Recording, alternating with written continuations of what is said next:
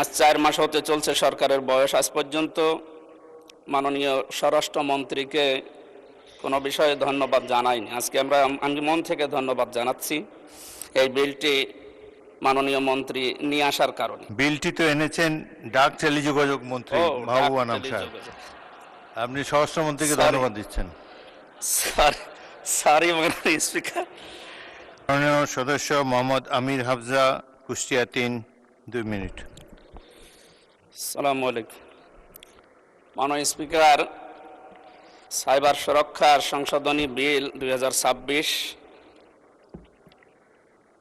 20 August তারিখের মধ্যে জনমত যাচাইয়ের জন্য বিলটি প্রচার করার আহ্বান জানাচ্ছি।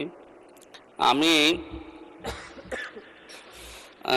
আজ 4 মাস হতে চলছে সরকারের বয়স। আজ পর্যন্ত মাননীয় স্বরাষ্ট্রমন্ত্রীকে কোনো বিষয়ে ধন্যবাদ জানাইনি। আজকে আমি মন থেকে ধন্যবাদ জানাচ্ছি এই বিলটি মাননীয় মন্ত্রী নিয়ে আসার কারণে। কারণ এ বিলের উদ্দেশ্য, কারণ এর সাথে নীতিগতভাবে আমি মন্ত্রীর সাথে একমত। মাননীয় সদস্য, বিলটি তো এনেছেন ডাক টেলিযোগাযোগ মন্ত্রী মাহবুব আনাম সাহেব।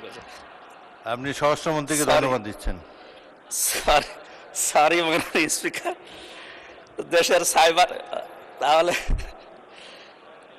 দেশের সাইবার স্পেসকে নিরাপদ ও সুরক্ষিত রাখতে সাইবার সুরক্ষা আইন পাশ করার জন্য মাননীয় মন্ত্রী সংসদে এনেছেন এবং পাশও হয়ে যাবে, কিন্তু এটা জনমত যাচাইয়ের জন্য যেহেতু সময় আছে, এই জন্য দেওয়ার জন্য আহ্বান জানাচ্ছি।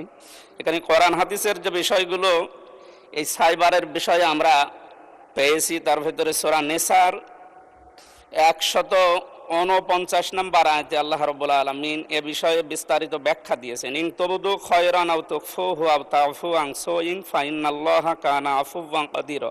এই আয়াতের ব্যাখ্যায় যেটা বলা আছে, তোমরা যদি সৎ কাজ প্রকাশ করো অথবা গোপন করো অথবা কারো অপরাধ ক্ষমা করো, তবে নিশ্চয় আল্লাহ সর্বশক্তিমান এবং ক্ষমাশীল।